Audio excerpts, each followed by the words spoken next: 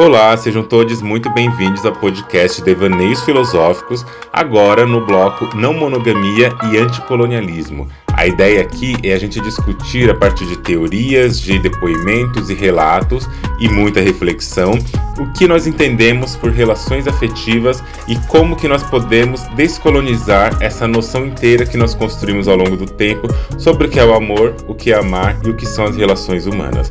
Vem comigo que temos muita coisa interessante para falar. Você já parou para pensar?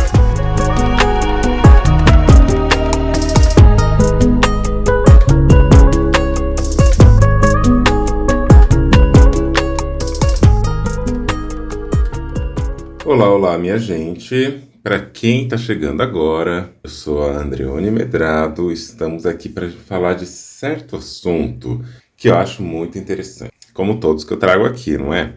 Mas eu queria falar com vocês sobre cuidados. A gente já escuta muito isso de cuidado, quem cuida de quem, de uma pessoa que ela é descuidada com a gente, como que a gente pode ser mais cuidadosos nas relações e assim por diante.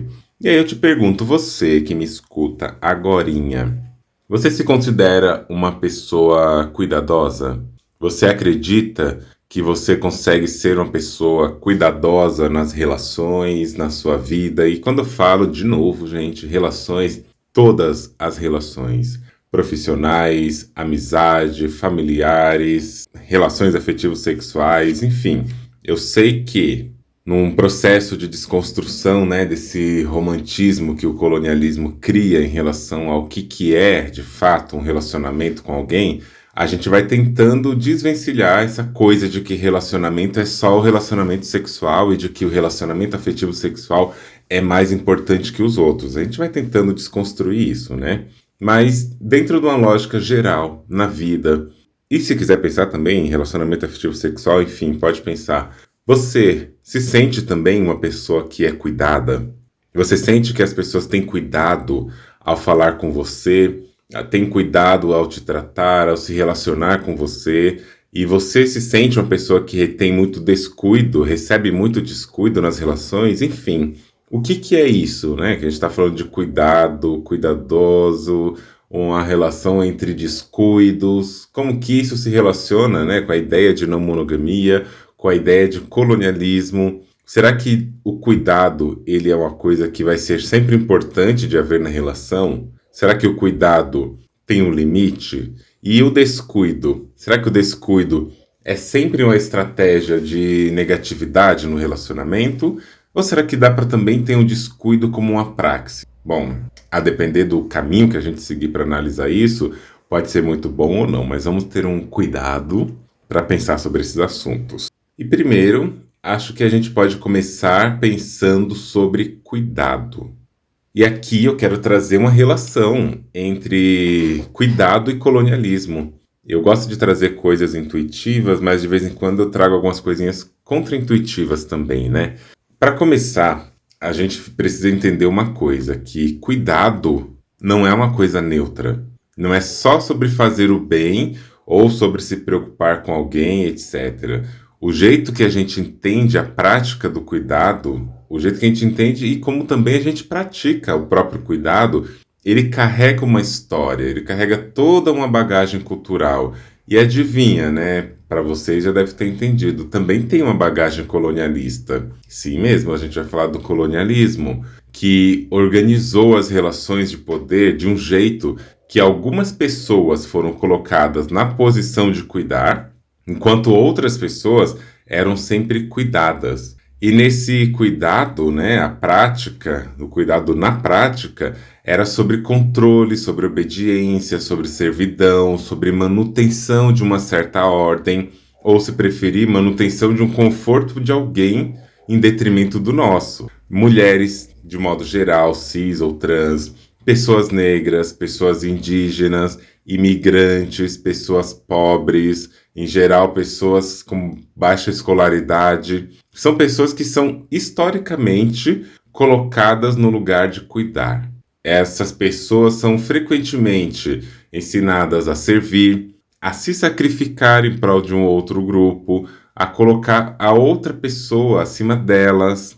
Então, a gente tem que pensar, Essa ideia de cuidado, quando ela está baseada numa certa anulação de si, ela não é neutra. E tampouco ela tende a ser boa, ela é perigosa, na verdade. Ela transforma o que a gente entende como cuidado num fardo, numa obrigação que não respeita quem cuida. E é por isso que é importante a gente pensar o que significa cuidar e mais ainda, né, o que significa descuidar, que isso aí eu vou falar num outro momento. Para pensar o cuidado em si, eu trouxe aqui um trecho de um texto que chama O Cuidado Essencial, Princípio de um Novo Eto. Foi escrito pelo professor emérito de Ética e Ecologia da UERJ, professor visitante de Harvard, Salamanca, Basel e etc. E traz o termo cuidado ali, né, para a gente pensar um pouquinho nessa ótica. Depois eu trago outras referências, não se preocupem. Em latim, de onde se derivam as línguas latinas e o português, cuidado significa cura. Cura é um dos sentimentos eruditos de cuidado, utilizado na tradução do famoso Ser e Tempo de Martin Heidegger. Em seu sentido mais antigo, cura se escrevia em latim, coera, e se usava em um contexto de relações humanas de amor e de amizade. Cura queria expressar a atitude de cuidado, de desvelo, de preocupação e inquietação pelo objeto ou pela pessoa amada. Outros derivam cuidado de cogitare ou cogitatus e de sua corruptela coiedar, coidar, cuidar. O sentido de cogitares, cogitatus é o mesmo de cura, cogitar e pensar no outro, colocar a atenção nele, mostrar interesse por ele e revelar uma atitude de desvelo, até de preocupação pelo outro. E só para quem não conhece a palavra, desvelo vem de um ato ou um efeito de desvelar-se, que representa um grande cuidado, uma grande preocupação em relação a um objeto, uma situação, uma pessoa, tem a ver com dedicação, zelo, vigilância. Então, desvelar é se preocupar com algo, tá? Continuando aqui, o cuidado somente surge quando a existência de alguém tem importância para mim. Passo então a dedicar-me a ele, disponho-me a participar do seu destino, de suas buscas, de seus sofrimentos e de suas conquistas, enfim, de sua vida. Cuidado, então, significa desvelo, solicitude, diligência, zelo, atenção, bom trato. Trata-se, como se depreende, de uma atitude fundamental. Como dizíamos anteriormente, cuidado implica um modo de ser mediante o qual a pessoa sai de si e se centra no outro com desvelo e solicitude. Temos, nas línguas latinas, a expressão cura das almas, para designar o sacerdote ou pastor cuja incumbência reside em cuidar do bem espiritual das pessoas e acompanhá-las em sua trajetória religiosa. Tal diligência não se faz sem fino trato, sem zelo, dedicação, sem... aqui não sei o que está escrito, sem spirit, definisse, essas coisas do latim, como convém as coisas espirituais. A atitude do cuidado, ou melhor, a atitude de cuidado por uma pessoa pode provocar preocupação, inquietação, o sentido de responsabilidade por ela. Então, assim, por exemplo, dizemos, essa criança é todo o meu cuidado, no sentido de preocupação. Ou como escreveu o Padre Antônio Vieira, clássico da nossa língua, estes são, amigo, todos os meus cuidados, ou seja, minhas responsabilidades. Os latinos conheciam a expressão dolor amoris, dor de amor, para expressar a cura e o cuidado para com a pessoa amada. Cuidado, pois, por sua própria natureza, inclui duas significações básicas, intimamente ligadas entre si. A primeira, a atitude de desvelo, de solicitude e atenção para com o outro. A segunda nasce dessa primeira, que é a preocupação e a inquietação pelo outro, porque nos sentimos envolvidos e afetivamente ligados ao outro. Com razão, o grande poeta latino Horácio podia finamente observar: o cuidado é o permanente companheiro do ser humano. Quer dizer, o cuidado sempre nos acompanha, porque nunca deixaremos de amar alguém e nos desvelar por ele, no primeiro sentido. Nunca também deixaremos de nos preocupar e nos inquietar por essa pessoa amada, que tem a ver com o segundo sentido. Se assim não fora, não nos sentiríamos envolvidos com ela. Mostraríamos negligência e incúria por sua vida e destino. No limite, revelaríamos indiferença, que é a morte do amor. Bom, vocês devem imaginar que a mamãe aqui não pega qualquer termo por aí, né, para sair falando e tal. Eu peguei esse porque acho que é interessante a gente começar olhando como que a massa, a hegemonia trata a noção de cuidado. E eu achei esse texto de Leonardo Boff, achei que o Boff traz uma visão muito centrada mesmo no que a gente está acostumado a ver. Como que estamos acostumados a pensar, inclusive, o sentido das palavras, que é pela etimologia. Vamos recorrer ao latim, vamos recorrer ao seu significado original, e a partir deste significado original, a gente vai entender o que a palavra significa na vida e na sociedade. Eu tenho um pouco de resistência, embora eu adore, de fato, etimologia. Realmente, eu gosto muito de etimologia, eu gosto muito de saber, nossa, essa palavra, quando foi cunhada, ela tinha essa origem, ela foi cunhada desse jeito, etc. Eu acho isso muito legal. Por outro lado, eu acho que existe quase uma discrepância, porque no modo como a palavra se desenvolve na língua viva, no cotidiano, entre as pessoas, no aprendizado, nem sempre as pessoas estão falando essa palavra pelo significado que ela teve lá no latim, nos séculos passados. Em vez disso, a gente está falando das palavras como elas são agora no cotidiano. Só que, coincidentemente ou não, a palavra cuidado, ela tem mesmo essa carga muito forte, né? Ela tem mesmo, nessa filologia da palavra cuidado, ela tem esse lugar de que é muito colocado desse jeito, que é sobre cuidar, sobre ter uma diligência, um zelo, um bom trato.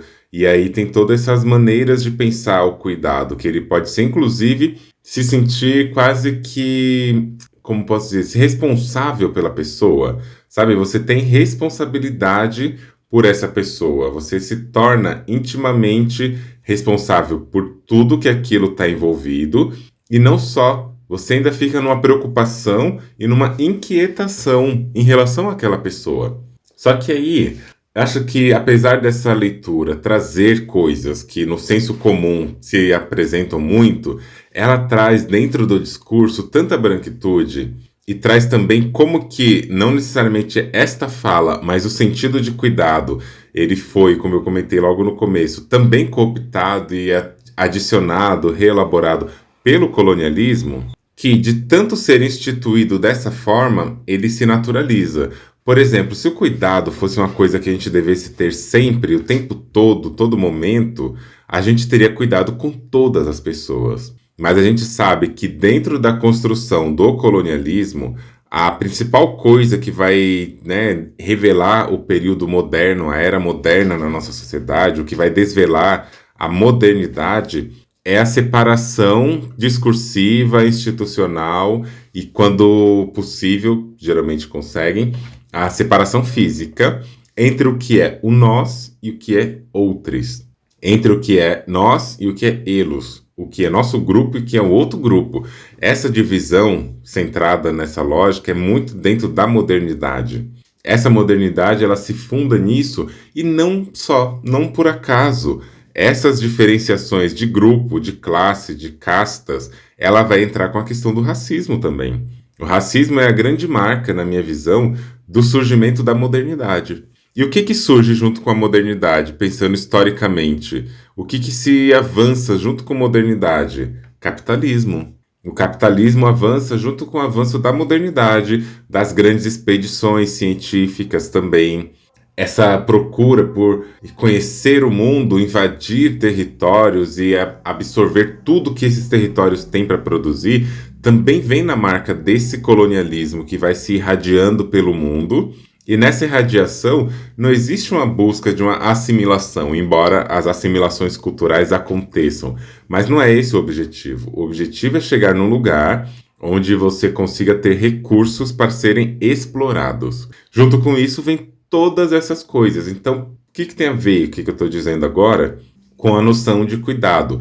Tem a ver que, se por um lado o colonialismo constrói essa diferença entre o que somos nós, o que é o outro, e nessa diferenciação o que é bom fica para nós e o que não é fica para as outras pessoas, o texto também traz noções disso. Na época do Brasil colonial, no período histórico colonial, porque o colonialismo continua até hoje, né? Existia um dizer que falava a seguinte coisa: para os amigos, tudo, para os outros, a lei. Então, o que que nesse texto, na minha perspectiva, aparece e aparece algumas vezes também?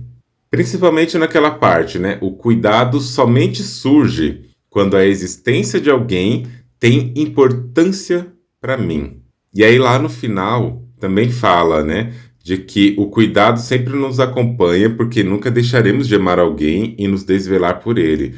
Nunca também deixaremos de nos preocupar e nos inquietar por essa pessoa amada. Se não for assim, não sentiríamos envolvidos com ela. Mostraríamos negligência e incúria, que é o contrário de cuidado, né? Curar incúria, por sua vida e destino. No limite, revelaríamos a indiferença, que é a morte do amor. E aí a gente começa pensando, né? Tá, se o cuidado ele existe a partir do interesse que uma pessoa desperta para mim, se isso está relacionado ao interesse de uma pessoa em mim, a importância dessa pessoa para mim, quer dizer que a gente não tem cuidado com quem a gente não se importa, não é assim? Mas vejam bem, a gente vive no Brasil, né, um país racista, a gente vive no Ocidente, um país misógino, patriarcal, a gente vive em sociedades transfóbicas, a gente cresce aprendendo uma intolerância religiosa, aprendendo a odiar corpos gordos, corpos freaks, a odiar pobre, a odiar quem não tem um nível de escolaridade. Enfim, a sociedade na qual a gente vive, ela nos ensina o tempo todo quem pertence ao nós e quem pertence ao outros. Ensina o tempo todo essas diferenças e essas diferenças ensinam também quem importa e quem não importa.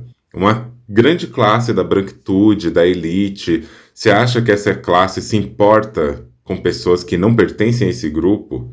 O que eu tenho visto e recebido de pessoas, né, assim, de Reels no Instagram e nas redes sociais sobre racismo, falas cotidianas naturalizadas nos Reels, naturalizadas nos posts, naturalizadas em todos os lugares, mostra só o tanto de coisas que a gente percebe em relação a como o racismo tem produzido desigualdades, tem produzido coisas de realmente uma indiferença em relação ao ser humano, na melhor das hipóteses, mas um asco, um nojo, um sentimento de evitação e de eliminação. Se é assim, e se a gente vive, porque a gente tem que assumir pra gente o que a gente tem e onde a gente está, né?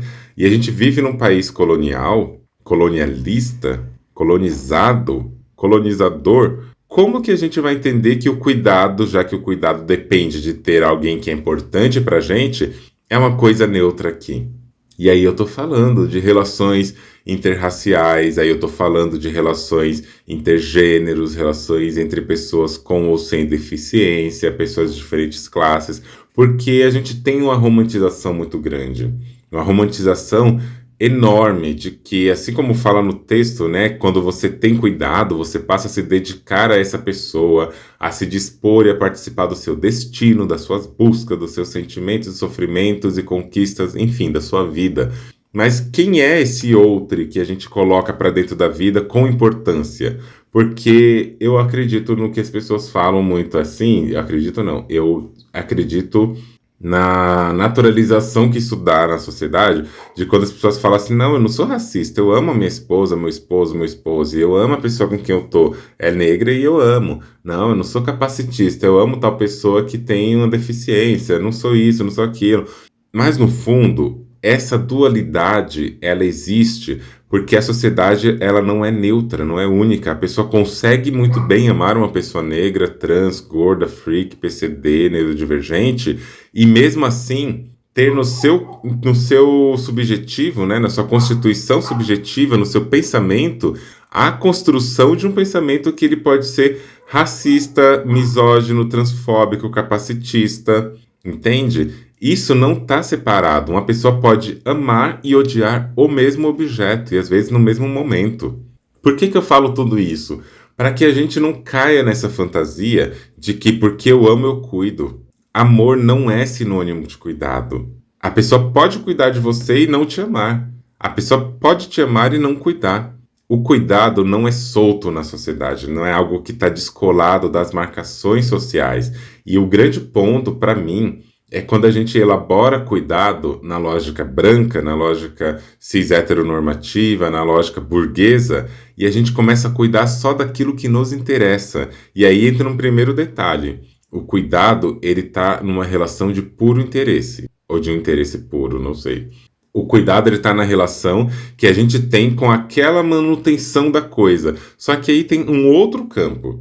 As pessoas que estão nesse lugar de poder, de hegemonia, que detêm privilégios, sejam eles quais forem, raciais, corporais, financeiros, econômicos e etc., esses lugares de privilégio geralmente constroem uma pessoa que está sempre ali no lugar de receber o cuidado.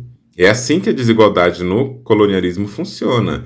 A pessoa que está dentro de uma situação de privilégio, seja ela qual for, nessa situação de privilégio, pelo menos, ela está habituada. Não quer dizer que ela vai aceitar isso. Na melhor das hipóteses, essa pessoa teria uma desconstrução, pensaria em descolonizar. Mas é muito mais forte que essa pessoa. Se ela não faz um movimento ativo, isso não acontece.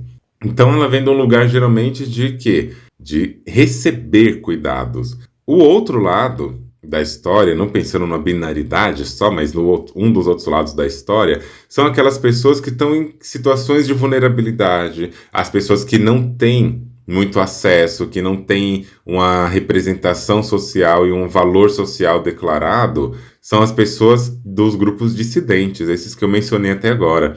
E não raramente são pessoas que estão acostumadas a servir. E esse acostumar a servir não é uma coisa do tipo somente nas relações. São pessoas que, em todas as esferas da vida, em todos os canais da sua existência, da sua vivência, essas pessoas acabam, de um jeito ou de outro, ocupando lugares de servidão mesmo.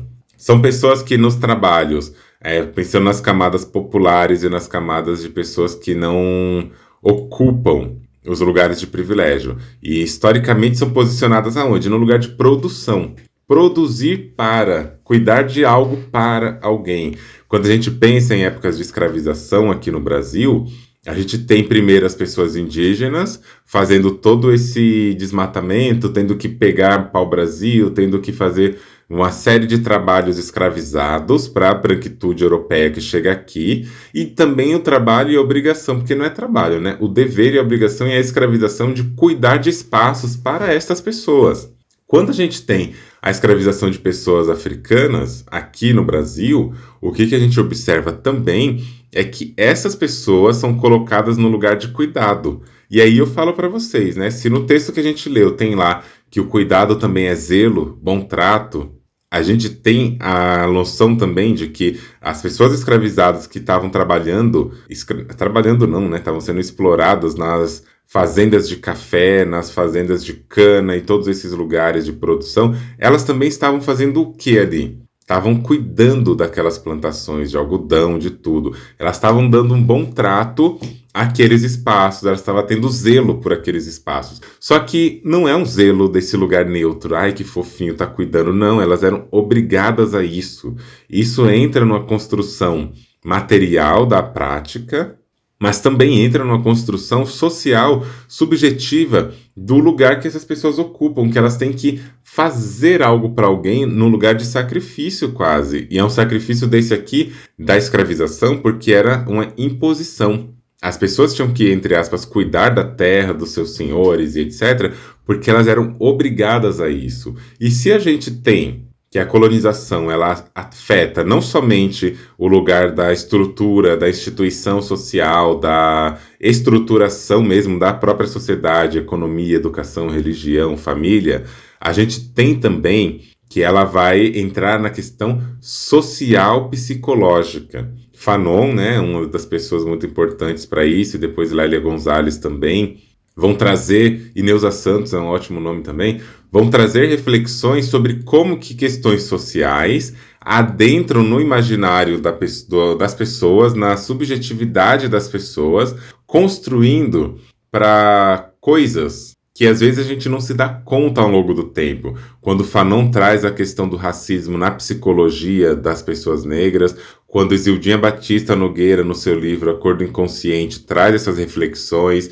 Neuza Santos, quando traz essas reflexões em relação à ascensão social da pessoa negra, Lélia Gonzalez falando isso na disputa de gênero na sociedade, no sexismo e racismo na sociedade, essas pessoas estão falando sobre como a nossa subjetividade, ela é também afetada e modulada e às vezes modelada pelas construções históricos sociais. Então, se a gente está olhando esse panorama inteiro, né, de toda uma sociedade escravocrata, baseada na opressão, baseada em todas as violências coloniais, a gente também está olhando, e deveria pelo menos estar olhando, para esse processo que é, em si, o ato de cuidar. Existem pessoas aptas a cuidar, pessoas que não cuidam. Existem pessoas que são aptas a cuidar e as pessoas que aprendem a ser cuidadas. E eu já chego no que a gente quer falar, mas é que eu acho que se a gente não fizer essa coisa, né, de passear pelos construtos, a gente vai simplesmente entender que cuidado é uma coisa suave, né, leve e neutra. E a gente precisa compreender um pouco além do cuidado, para pensar um pouco além da nossa vivência, um pouco além do que a gente acha que é um cuidado na relação, porque é muito fácil uma pessoa chegar em você e falar: ai, você foi descuidado comigo na relação, ai, você não teve o cuidado devido comigo na relação. Então vamos fechar um pouco essa ideia num pensamento para o qual a gente possa partir e ampliá-lo, tá bem?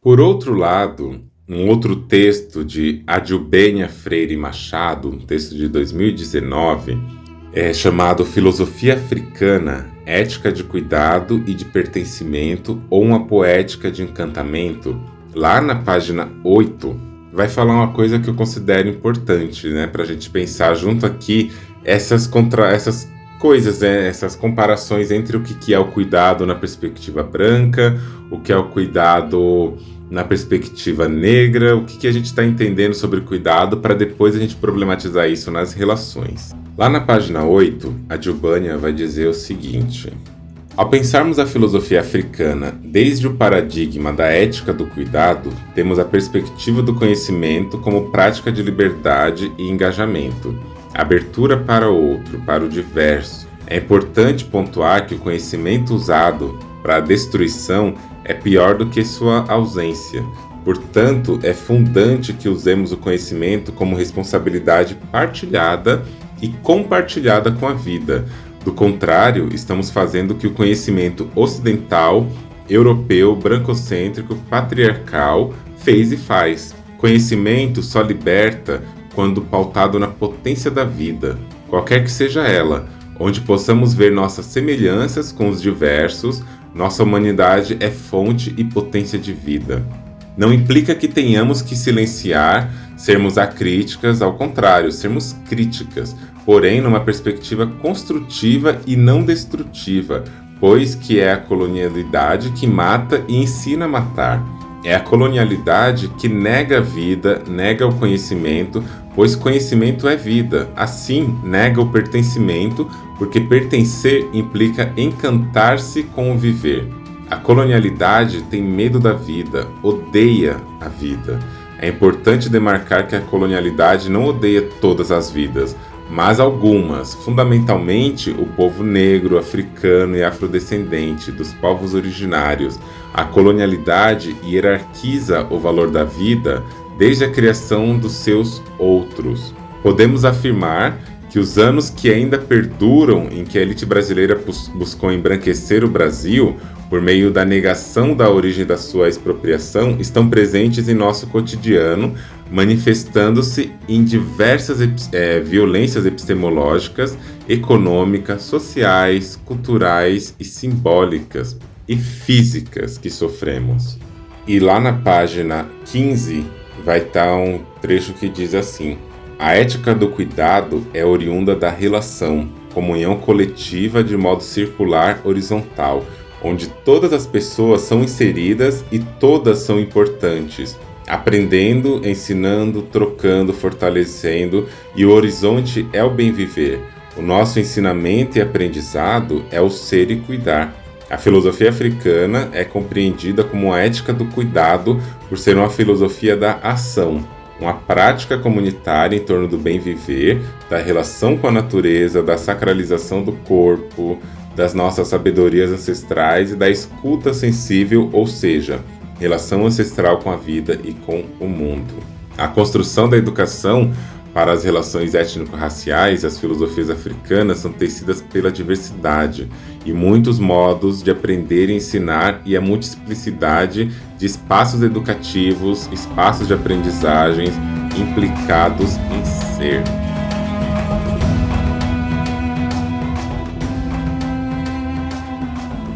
E aí eu trago isso para a gente pensar, né? Como que tem uma diferença grande, sabe? Entre o que uma branquitude escreve e o que pessoas negras vão escrever, né? A gente já percebe a diferença grande no sentido de comunidade. Comunidade é o grande ponto de diferenciação. A gente está pensando e poderia pensar o cuidado como algo que ocorre na comunidade, para a comunidade e que pensa as pessoas como importantes. Mas nessa lógica que a gente vê na sociedade, não é desse jeito, não é nesse sentido. E a partir daí a gente vai começando a adentrar então para as coisas que a gente queria falar antes, né? É muito comum a gente perceber que as pessoas estão nas relações, nos seus contextos, nas suas vivências, colocando o cuidado como uma exigência e acontece em vários sentidos. Aquelas pessoas nas relações, seja amizade, família ou relação afetiva, sexual, que sempre aprenderam a ser cuidadas e que não se movimentam para também produzir relações. A gente viu isso no episódio anterior, né? As pessoas não se movimentam para produzir relações. Como não se movimentam para produzir relações, elas acabam também só esperando chegar até elas a relação produzida e colocam o cuidado como essa maneira também de ser a coisa. Só que aí, essas relações, elas vão produzir desigualdades continuadas, porque sempre vai ter uma parte acostumada a receber, e aí se a gente quiser pensar nas relações de gênero, na heteronormatividade, heterocisnormatividade, eu não preciso detalhar quase nada, né, do quanto os homens, na sua lógica de vivência, eles vão transferindo cuidados ao longo da vida. São crianças que crescem, são cuidadas por pessoas, geralmente mulheres, casam-se com outras mulheres para transferir o cuidado materno. Essa transferência de cuidado materno só para manter a sua vivência ao longo do tempo é uma coisa muito presente na cis-heteromasculinidade. E essa masculinidade que no fundo não gostam de mulheres, não se interessam por mulheres, para além do cuidado. As mulheres entram como uma validação da sua imagem, ou seja, um cuidado da sua imagem também, a validação da sua masculinidade, um cuidado com essa masculinidade que é mantido por outra pessoa, e um cuidado com a vida, com o corpo, com as coisas, né? Uma frase atribuída a Henry Ford dizia assim que por trás de todo grande homem há uma grande mulher. De fato, né? Esses homens colocam as mulheres para trás, nunca na frente, nem do lado, e a vida de um homem típico, ela só existe porque as mulheres produzem, né? O mundo tal qual a gente vê só existe, o mundo do gênero só existe porque as mulheres produzem, porque as pessoas negras produzem. Não é todas as mulheres também não, tá?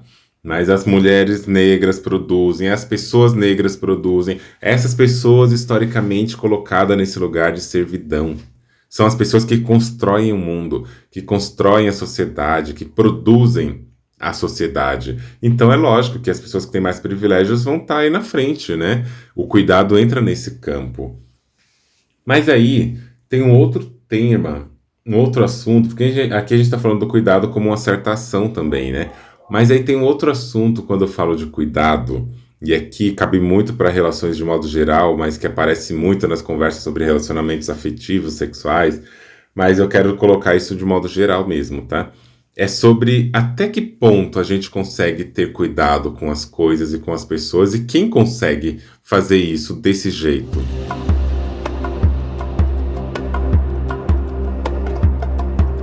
Muitas vezes a gente olha numa relação, as pessoas tentando, e geralmente são pessoas com mais marcadores sociais da diferença, né? Tentando ali ser cuidadosa com o que está falando, tentando manter a relação naquele lugar do tipo, não, eu não vou falar tal coisa porque eu sei que tal coisa pode machucar uma pessoa, pode ferir aquela pessoa, pode deixar ela triste, chateada, pode dar gatilhos, né? Pode ser coisas que vai machucar, ou então trazer lembranças das quais a pessoa não quer recordar naquele momento. E aí essa pessoa fala, tá, eu preciso ser cuidadosa, cuidadose, e eu não quero falar sobre isso agora, eu vou manter para depois. Tem outras pessoas que vão pensar também. Eu preciso muito falar o que eu tenho que falar, só que se eu falar, eu tenho certeza que a nossa relação vai entrar em crise. Então eu não posso falar isso agora. E a pessoa fala, eu preciso ser cuidadosa, saber o jeito como falar, saber o jeito como chegar para conversar, o jeito de entender isso. E o jeito de trocar, né, uma ideia de um jeito mais calmo e mais acolhedor possível. A palavra acolhimento entra um pouco na ideia de cuidado e as pessoas ficam nessa coisa de que tem que ser acolhedoras e é importante que possam ser e acabam deixando de expressar coisas importantes. Por outro lado, as pessoas que carregam menos marcadores sociais da diferença, são pessoas que têm mais privilégios, mais vantagens sociais e tudo, elas não têm o cuidado. Não tem cuidado porque essa lógica histórica colonialista que a gente viu, né? E aí eu já vi, inclusive em relações comigo mesma, algumas pessoas que detinham privilégios que eu não detinha, pessoas que tinham um lugar social muito diferente do meu, falavam a seguinte coisa pra mim, né? Olha, eu não vou falar agora porque eu não quero ser violenta com você, eu não quero ser, se eu tivesse aqui eu mostrava um print, né? Eu não quero ser violenta com você, eu quero falar a coisa quando eu estiver mais calma. Isso porque essa pessoa ela tinha um comportamento muito frequente de quando as coisas, quando não estavam muito bem, ela simplesmente dava aquele tratamento de silêncio, sabe? Que também é uma relação de poder. E aí a pessoa ficava em silêncio e quando eu questionava me dizia isso. Ah, eu não quero ser assim, assim, assim com você para não ser violenta. Só que era muito curioso que a partir do momento que a pessoa falava essa frase, ela começava aos poucos, lançando o que ela queria lançar, até que de repente a conversa já estava toda do jeito que ela disse que não queria fazer. Estava sendo violenta, estava sendo agressiva, falava as coisas sem nenhum tipo de pensar. E aí depois aquela prática coisa de branquitude, pessoas amarelas embranquecidas, que é... Ai, desculpa, eu não devia ter falado assim com você, eu não quis dizer isso. É pedir desculpa sempre nesse lugar de atenuação, mas nunca de revisitar de fato o seu comportamento. Eu falo isso porque as coisas se repetiam, né? E aí a gente olha como que é, um lado, umas pessoas querem ter o cuidado de não se avançar muito e não machucar, e do outro lado a pessoa não tem nenhum cuidado, ela finge um cuidado, mas não tem um cuidado de como tocar um outro ser humano, de como se aproximar de um outro ser humano, como chegar numa outra pessoa com carinho, com afeto, com cuidado, com escuta, sabe? Não tem isso. E aí eu quero dizer para você a seguinte coisa: até que ponto é importante o cuidado profundo? E eu sei que isso que eu vou falar pode servir para os dois lados, né? Uma pessoa totalmente prepotente, dentro dos seus privilégios, vai pegar isso como um reforçador das suas práticas históricas, que é, tá, então já que eu não preciso ter o cuidado absoluto, então eu vou afrouxar a coisa. E as pessoas que não têm cuidado vão ter menos ainda. Só que eu quero dizer aqui, são para essas pessoas que estão sempre no lugar de cuidadora. Sempre no lugar de se refrear, se silenciar para poder ser cuidadoso com a outra parte. E aí eu te pergunto, se o que você tem, se o que você precisa comunicar é extremamente importante para a sua vivência e para aquela relação ser construída, até que ponto você consegue esconder o que é importante para você? Porque às vezes acontece, sabe, da gente encontrar alguém, da gente conhecer alguém e nesse contato a gente acabar produzindo uma relação onde a gente fala, putz, se eu fizer o que eu realmente sou, o que eu realmente desejo, o que eu realmente quero, isso pode ferir aquela pessoa. Se eu ser quem eu sou vai ferir aquela pessoa, aí eu não vou ser quem eu sou, né? Eu vou parar um pouco, vou ficar meio que no meu canto, não vou falar. Só que aí, por você não falar, você não se mostra. Por você não se mostrar, a pessoa não sabe quem você é. E por não saber quem você é, a relação não vai acontecer num campo expansivo, vai acontecer num campo sempre muito minado, num campo minado propriamente dito. E aí você se guarda, se esconde, não se fala, porque o que você vai falar vai machucar aquela pessoa. E aí, quando você já não aguenta mais, quando não tem mais jeito, você explode e tudo que você não queria fazer, que era machucar aquela pessoa, você faz. Por que eu tô falando isso? Porque acontece, sabe, gente, de vocês entrarem em contato com alguém que vocês não conheciam, vocês entrarem em contato com alguém que realmente é uma pessoa que está chegando ali na sua vivência, e aí você já aprendeu por vários motivos na sua vida, por várias razões, o que é importante para você, o que é importante para você comunicar para aquelas pessoas, como você quer viver, como você quer passar mesmo a sua narrativa. Só que aí, mais uma vez, você tem que se conter. Você não pode falar tudo o que você pensa. E isso é muito perigoso, eu acho, quando a gente coloca o cuidado acima da nossa necessidade. E aqui eu tô falando, né, desse cuidado subjetivo. Como que a gente chega numa pessoa e fala, olha, eu não gosto disso que você está fazendo comigo. Porque se você falar o que você está pensando, pode ser que machuque aquela pessoa. E aí eu pergunto, até onde, até que ponto a gente vai realmente ficar se escondendo atrás de práticas, se escondendo atrás de proteções, atrás de tentativas de não fazer a outra pessoa sofrer e você vai sofrer junto? Isso é cuidado? É cuidado quando a gente cuida da outra pessoa, mas se descuida? Porque eu acho que se escutar, entender os seus limites e comunicar os seus limites também é um ato de cuidado. E aqui eu sei que tem várias cenas sensíveis, tem vários momentos sensíveis. Se a gente estiver lidando com uma pessoa que está em depressão, se a gente estiver lidando com uma pessoa que está com ideações suicidas, pessoas que fazem uso de substâncias, né, viciadas em alguma substância. A relação de comunicar nossas vontades não é tão simples assim, mas a gente precisa encontrar um lugar onde o cuidado não se misture com a noção de obrigação, onde cuidar de alguém não se misture com o dever cuidar de alguém. Eu devo cuidar de tal pessoa, não.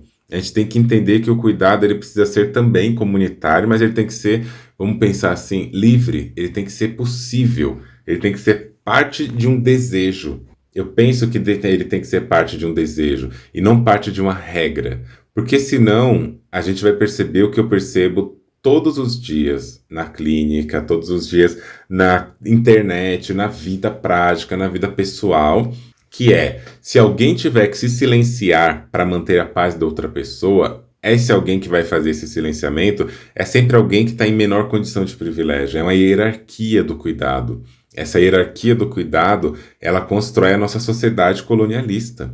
A gente, como pessoas negras, como pessoas trans, nós somos acostumados o tempo todo a ter que nos incomodar, a ter que ter o nosso sofrimento, ter as nossas dores e a nossa raiva contidas em nós, vividas no nosso corpo, para livrar a outra pessoa da raiva, para livrar a outra pessoa do incômodo. E até quando nós vamos produzir esse lugar de cuidadores nesse sentido de que nós vamos ter que sentir raiva para que a outra pessoa não sinta. Nós vamos ter que nos incomodar para aliviar o incômodo da outra pessoa. Isso se produz nas relações o tempo todo. Na ideia de cuidado, na ideia de proteção, a gente reproduz o colonialismo. Em que sentido? Tendo que deixar as pessoas confortáveis e a gente ficar desconfortável porque eu quero cuidar da relação. Às vezes a gente tem medo de perder a relação, a gente tem medo do abandono, a gente tem inseguranças mil. E nessas inseguranças a gente fala, putz, se eu falar o que eu estou precisando falar, se eu falar o que eu estou sentindo, se eu falar o que está me incomodando, eu sei que essa pessoa não vai reagir bem. Porque provavelmente já teve tentativas de comunicação que não foram bem recebidas, né? E a gente vai criando um banco de dados de experiências. E a gente fala, putz, se eu falar isso, aquela pessoa não vai entender bem, vai colocar nossa relação em jogo e vai atrapalhar o nosso relacionamento. Então eu tenho que ter cuidado em como e em o que eu vou falar. E aí vocês percebem que o cuidado, ele não é uma ferramenta de comunidade nesse caso, ele é uma ferramenta de proteção de quem nos oprime muitas vezes. É uma proteção de muitas vezes daquela pessoa que nos incomoda. Isso é cuidado? Isso é cuidado ou isso é serviço? Um serviço em benefício só de uma parte. Se a gente está chamando de cuidado o nosso silenciamento, o nosso lugar de incômodo para não incomodar outra pessoa, se a gente está chamando de cuidado aquilo que a gente enfrenta para manter a outra pessoa confortável e somente isso não é cuidado, isso é colonialismo. É organizar pessoas, organizar grupos, organizar estruturas sociais que vão garantir o privilégio, que vão garantir a comodidade de um certo grupo em detrimento de outras. Isso não pode ser chamado de cuidado.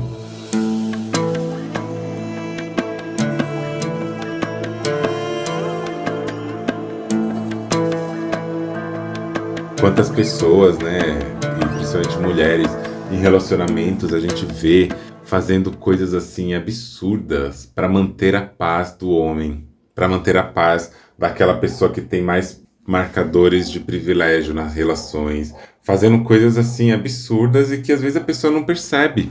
E se percebe, entra às vezes num campo de coisas que ela tem a perder. Enquanto essa outra parte não, tá assim, tá ali gozando ali dos cuidados, gozando das coisas que podem ter, e simplesmente por quê? Porque sabe que se essa pessoa não cuidar, em outro momento, pessoas em situações semelhantes vão cuidar dela. E aí essa pessoa também não tem essa lógica de construção do afeto baseado na mutualidade, tem baseado no mercado, na disponibilidade de mercado. E se a gente constrói a nossa lógica na disponibilidade de mercado, quem tem uma vivência baseada em escassez tende a ser uma pessoa extremamente cuidadosa nesses âmbitos colonialistas, né? Tende a ser uma pessoa extremamente cuidadosa em que sentido? Prezar, zelar e desvelar, né, por tudo que a outra pessoa faz. Em que sentido? No sentido de que você não pode perder aquilo, que se você perder aquilo, a sua vida, olha, foi por água abaixo, você não pode perder essa oportunidade gigantesca que a vida está te dando. E aí a gente aprende a confundir toda vez o que é cuidado, o que é autonomia pessoal.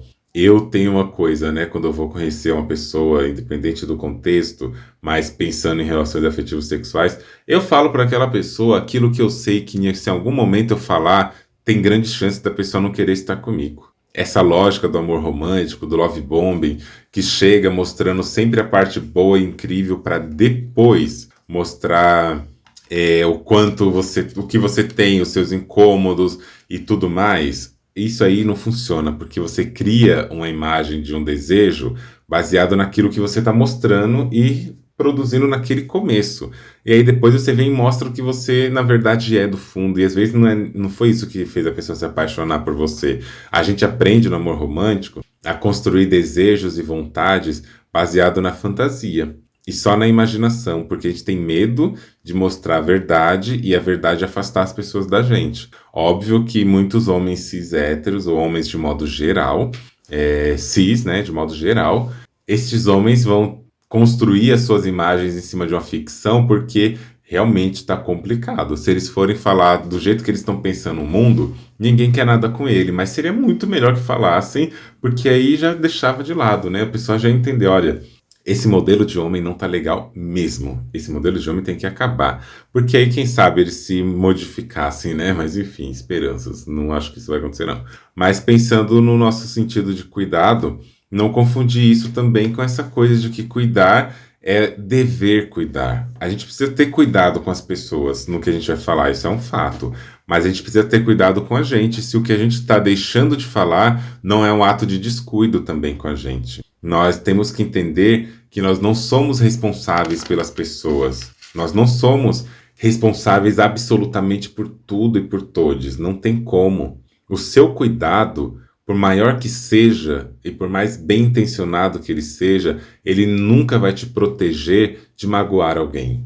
Por mais cautelosa que seja uma pessoa, por mais atenciosa que seja uma pessoa, isso não vai livrar essa pessoa de ter todos os meios de proteção para que a outra pessoa não se machuque, não se fira com as nossas palavras. E isso aqui não é uma apologia a descuidos, a fazer de qualquer jeito, a não se importar com as outras pessoas.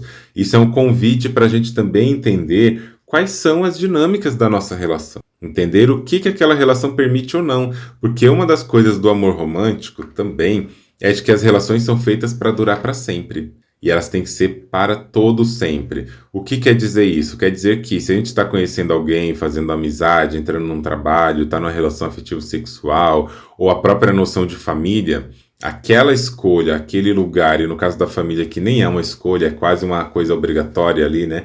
Você não escolheu ser filho de ninguém, e às vezes nem mãe nem pai. Mas você tá nessa relação, é como se aquilo tivesse que durar até o seu esgotamento. E quando eu falo até o seu esgotamento, na visão romântica, o esgotamento geralmente inclui uma briga muito grande, violências muito grandes da ordem verbal ou psicológica, ou violências físicas. E aí, nesses momentos, as pessoas entendem que ali não existe mais cuidado que possa, né, manter a relação, não existe nada que possa manter, e por isso, por causa da violência, essa relação pode acabar. E na verdade, a gente pode pensar de uma outra forma, que é a gente precisa estar em relações que possam ser mantidas com o que elas têm em si. E se o que elas têm, se não tem uma compatibilidade, se não tem algo que mantém essa relação num campo, vamos chamar de saudável, de bem-estar, essa relação ela pode acabar. Relações podem acabar. Dentro da visão romântica, as coisas têm que ser até que a morte os separe. Dentro da vivência descolonizada, a gente tem que fazer algo que pode ser muito bom, mas que pode acabar. Tem que ser enquanto está durando. Aquilo vai ser vivido conforme pode ser. É no agora, é neste momento de vivência, de experiência, que a gente tem que viver o que pode ser vivido.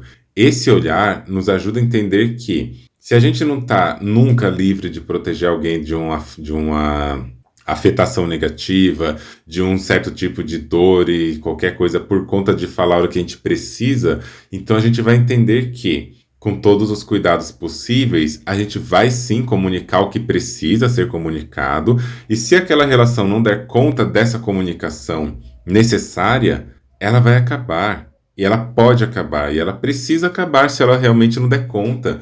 Imagina que você viva na sua família, e vamos pensar aqui na família tradicional brasileira, e você é uma pessoa que não é uma pessoa heterossexual, você não se identifica também como uma pessoa cisgênera, pode ser um dos dois casos, podem ser os dois, e você precisa mostrar isso para sua família porque você está se escondendo de si. Você não tá podendo comunicar o seu desejo por outros corpos, você não está podendo comunicar o seu desejo sobre o seu próprio corpo, só que a sua família é conservadora e vai entender isso mal, vai ferir muito a imagem da família, porque, sei lá, seu pai é da igreja, sua mãe, a sua família é uma família que é muito conservadora e as pessoas vão olhar mal para isso, vão olhar feio. E aí o que que você faz? Eu não posso dar esse sofrimento para minha família.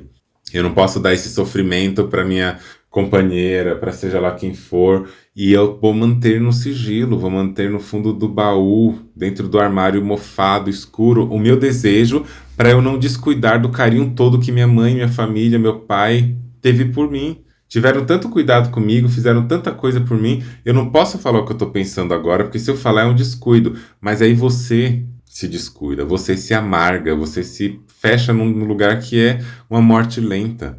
A gente está num relacionamento, por exemplo, e você já entendeu que aquele relacionamento não está bom para você porque ultrapassa limites importantes para você, ultrapassa lugares de existência que você não quer naquela relação, seja de amizade ou não, ou de relação afetivo sexual, só que a outra pessoa está enfrentando contextos difíceis. Isso eu falo porque eu já ouvi muito isso, né?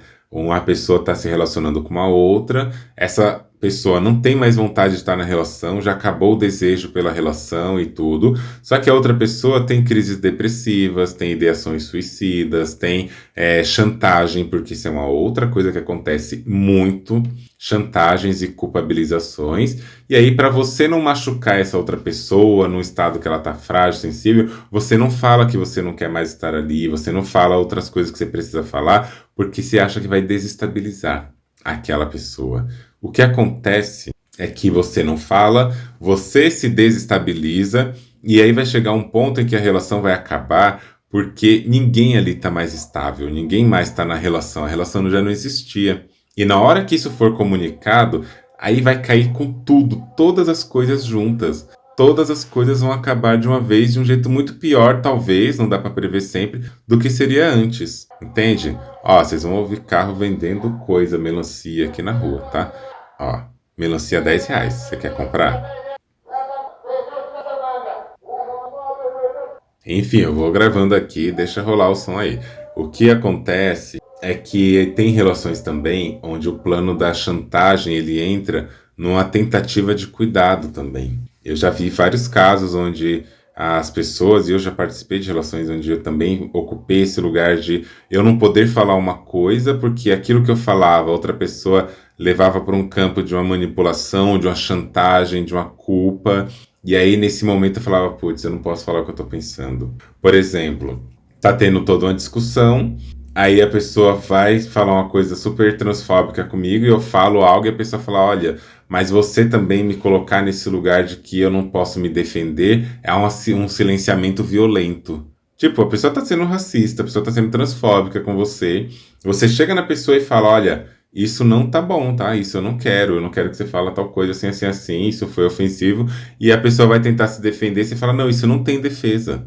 Por quê, né? Pessoas racistas e transfóbicas, em geral, não sabem escutar e se observar, elas querem se defender. As pessoas brancas têm muito essa dificuldade de não entrar numa conversa sem se defender. Eu desafio você, pessoa branca e pessoa cisgênera, e homem cis também, desafio vocês a fazer um exercício de cuidado com as relações hoje em dia. Faça um exercício a partir de hoje que você me escuta, a partir de agora que você me escuta, toda conversa que você tiver, toda discussão que você tiver com alguém, não se defenda. Tente responder essa pessoa sem se defender. Isso vale para todo mundo, né? Mas para alguns grupos isso é mais difícil ainda. A gente consegue falar sem se defender? Falar por falar, escutar, entender, sem ficar se defendendo o tempo todo? Pense. E aí, quando a gente está pensando nas relações de cuidado, o cuidado ele entra quase como uma coisa que vai atrapalhar a relação se ele não for feito no sentido de manter os privilégios das outras partes. Por isso que é importante a gente ter esse olhar de como que a gente está tendo cuidado na relação. O seu cuidado não vai proteger você, não vai proteger sua relação, às vezes vai só piorar se você não tiver isso numa lógica que tenha entendimento, né? Um entendimento de o que aquela relação permite. O cuidado ele só vai ser útil, importante, cabível na relação se ele também tiver o olhar para a comunidade, para as pessoas envolvidas naquelas relações. Se o cuidado for puramente na ordem de manutenção de um privilégio, puramente na ordem de manutenção de um status de alguém, isso não é cuidado, isso é serviço, isso é colonialismo. A gente só cuida quando a comunidade se permite entender o que está acontecendo. Então, nas suas relações, observe o que você está fazendo que é um cuidado e o que você está fazendo que é um medo. O que é cuidado e o que é medo, o que é receio, o que é medo de perder. Porque aí eu digo uma coisa para vocês, quem cuida demais se descuida. Quem cuida muito se descuida, porque está sendo demais já, né? Se você está fazendo algo que é em excesso, você está se descuidando. Se você está cuidando mais da outra pessoa do que da sua própria saúde, você está se descuidando. Essas coisas que aí a gente tem que ter cuidado com o que está falando, com as pessoas, para não ferir. Eu concordo, obviamente, eu concordo. Só que aí eu fico pensando, tem que entender qual que é o limite entre o não ferir e o limite entre não sair da posição de servidão. Imagina que na maioria dos relacionamentos hoje, as pessoas dariam conta de ouvir as verdades que elas precisam ouvir. Não dariam conta, porque essa noção de quem pode falar o que organiza hierarquias de relacionamento, de tipo de relacionamento, de formatos de relacionamentos. E não é sobre sair por aí descuidando de tudo, não. Mas é sobre sair por aí entendendo o que a gente está deixando de fazer e o que é importante que seja feito e a gente está deixando de fazer em nome de um cuidado que, no fundo, não é sobre cuidado, é sobre manutenção da desigualdade. Vamos pensar sobre isso também?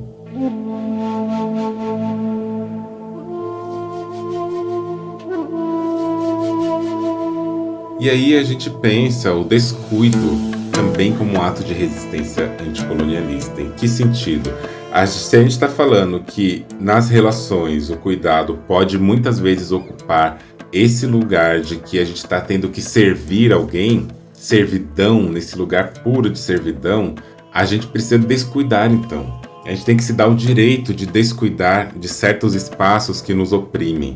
A gente precisa aprender a descuidar de relações que exigem um cuidado como um sacrifício. Precisamos nos descuidar do colonialismo. colocar o colonialismo em um outro campo, que é retirar esse lugar de cuidado como esse lugar muito colocado para certos grupos produzirem. Seja uma pessoa descuidada, nesses lugares onde o seu cuidado é colocado como norma, obrigação, e só você tem que fazer isso. Se o descuido não fosse exatamente o que a gente aprendeu que ele é, a gente entenderia que ele também é uma ferramenta. Em vez de negligência ou irresponsabilidade, o descuido nesse sentido, e não vamos tirar isso de contexto, hein? Ele pode ser visto como uma ruptura, uma desobediência a essas normas colonialistas. Por exemplo, né, descuidar pode ser você falar, não quero, não vou, para uma relação ou um trabalho que te suga, que te oprime. É quando você escolhe não atender às expectativas que te anulam, que você está cuidando de si e descuidando do outro nesse lugar colonialista. A gente tem que ter um descuido quando o assunto é cuidado colonialista. Sabe aquele momento em que você para e pensa, e eu? Onde é que eu fico nisso tudo? Isso é um descuido no melhor dos sentidos, porque, de novo, você está chamando de cuidado essa exigência colonialista de que a gente tem que sempre servir a outra pessoa. Quando a gente sai desse lugar, a gente está descuidando. A gente tem que parar de cuidar quando o cuidado ele é colocado num lugar de expectativa obrigatória, quando o cuidado é colocado num lugar de servidão. É isso que eu quero te dizer. Quando o cuidado é colocado como algo que mantém desigualdades e mantém violências, a gente precisa parar com isso. Então, descuido nesse sentido é se retirar do ciclo de violência, é entender que você não precisa carregar o peso do mundo nas suas costas para merecer dignidade. É você reivindicar o seu tempo, o seu corpo, a sua energia, o seu afeto, o seu desejo, sua libido. Isso é revolucionário, porque o colonialismo não quer que você se cuide. Ele quer que você seja uma pessoa produtiva, submissa, disponível, cuidadosa. Descuidar de tudo isso, tá tudo bem, porque aí é um enfrentamento também ao sistema. A gente precisa pensar em como cuidar sem se descuidar. Nós temos que descuidar do colonialismo. Mas como que a gente cuida sem se descuidar? Sem descuidar das relações também. Aqui a gente entra numa perspectiva de reciprocidade. É preciso haver reciprocidade. Como eu falo em outros episódios, em vários lugares, reciprocidade não é retribuir igualmente. Reciprocidade é retribuir com vontade, com intenção, com desejo e com intensidade. Não é porque eu te dei uma bala e você precisa me dar uma outra bala para ser uma pessoa recíproca comigo. Você pode me dar um abraço, você pode me dar um cuidado de uma outra forma, né? Fazer uma coisa de algum outro lugar. Cuidar de alguém não pode ser, não deveria ser jamais abrir mão de si. Tem que ser, no mínimo, uma reciprocidade, um câmbio de afetos, de relação. Tem que ser uma relação no sentido horizontal, em que as pessoas estão envolvidas ali num lugar em que todas importam, e não só num lugar de seletividade quase compulsória e colonial. E, de novo, isso vale para todas as esferas, né? Relações pessoais, familiares, de trabalho, de comunidade, porque é sobre criar um espaço onde cuidar e ser cuidado coexistem sem que as pessoas tenham que se anular. Uma pessoa que vai cuidar da festa é aquela pessoa que está fazendo tudo, menos curtindo a festa. Essa pessoa não está cuidando, essa pessoa está servindo. E às vezes cuidado é um eufemismo para uma palavra que seria muito mais servidão. Aí é feio falar que a pessoa está servindo, então falar que ela está cuidando. Homens, por exemplo, adoecem e não cuidam das companheiras nunca. Não fazem nada, nunca é muita coisa, né? Mas quase nunca, praticamente nunca. Essas pestes, não pode ter uma gripe, uma dor na lombar, e as mulheres já vão lá e cuidam de todo jeito, toda possibilidade. Elas estão cuidando? Eu acho que não, porque não tem reciprocidade. Elas estão fazendo o que aprenderam a fazer e a chamar de cuidado, que é servir. A gente tem que sair desse lugar de servir. Tem que sair desse lugar onde o cuidado ele é colocado como uma máscara, uma capa para o ato de servidão. Isso não faz bem. Querer proteger a pessoa o tempo todo também não é um cuidado. Querer proteger a pessoa o tempo todo é você servir de escudo. As pessoas têm fragilidades, as pessoas têm dificuldades. Se a gente não tem condição de dizer o que a gente está sentindo, dizer o nosso sentimento, dizer a nossa vontade ali, porque a gente está cuidando para que a outra pessoa não se incomode com isso, eu sinto muito, isso não é cuidado. E o descuido vem nesse sentido. A gente tem que parar com esse cuidado que é servidão. Tem que parar com isso. Quem cuida muito da outra pessoa descuida de si. Descuida de si. Quando o cuidado com o outro vira sacrifício, a gente reflete a lógica colonialista que nos ensina a servir em vez de existir. Resistir é cuidar da outra pessoa sem se abandonar, cultivando práticas de troca, de autonomia, de afeto. E aí eu te pergunto, você tem cuidado de que maneira? Você tem cuidado como das pessoas? O que você tem feito nas suas relações que você está chamando de cuidado, que se você não fizer, acaba essa relação naquele momento? Porque eu acho que é uma reflexão, né? Às vezes a gente está chamando de cuidado uma coisa que obrigatoriamente mantém a relação e isso só depende da sua parte. A outra parte não participa nisso porque ela está acostumada a ser cuidada. As pessoas vão levar as lógicas colonialistas para suas práticas pessoais. Isso daí você pode ter certeza. Quando a gente vive muito tempo na imersão de uma certa cultura, de uma certa dinâmica, de um certo modo de ser, a gente perde a sensibilidade sobre essa própria coisa porque isso vira a normalidade. A gente acaba reproduzindo para o mundo exatamente aquilo que a gente aprendeu porque a gente acha que é o melhor que tem. E uma pessoa que aprendeu a sempre ser servida, aprendeu a sempre ocupar um lugar de privilégio, de servidão e tudo, elas vão desejar pessoas que cuidem delas. E será que é isso que a gente quer? Será que é isso que a gente precisa mesmo? Mas a pergunta que fica, a gente aprendeu a fazer de outro jeito? A gente aprendeu a viver um outro afeto, um outro amor que não seja baseado no cuidado como moeda de troca? No cuidado como algo obrigatório para alguns grupos? Esse é o grande ponto. Alguns grupos vão aprender que devem cuidar o tempo todo e outros que devem ser cuidados. E eu estou repetindo isso 1000 vezes para a gente entender. Não somos responsáveis por todo mundo, às vezes não somos responsáveis por quase ninguém. E a responsabilidade não pode ser confundida com obrigação. Porque aí a gente tem que dar os nomes corretos, né? Não é nem responsabilidade, nem cuidado, é dever. E se é dever, são outras lógicas envolvidas. Não vamos chamar de amor o que o capitalismo chama de serviço. Não vamos chamar de amor o que o colonialismo chama de escravização. Não vamos chamar de cuidado o que, dentro do sistema capitalista e colonialista, é considerado como um lugar de servidão, subserviência. Não vamos chamar disso. Vamos cuidar. Vamos ter cuidado com o que a gente precisa. E se precisar parar de cuidar, se precisar descuidar, vamos descuidar também.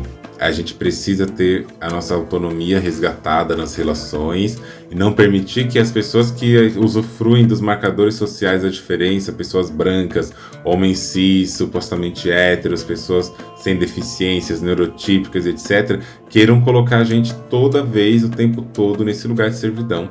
Não vamos autorizar isso acontecer mais, tá bem? Então o que eu posso dizer é, cuidem-se com cuidado. Você já parou para pensar?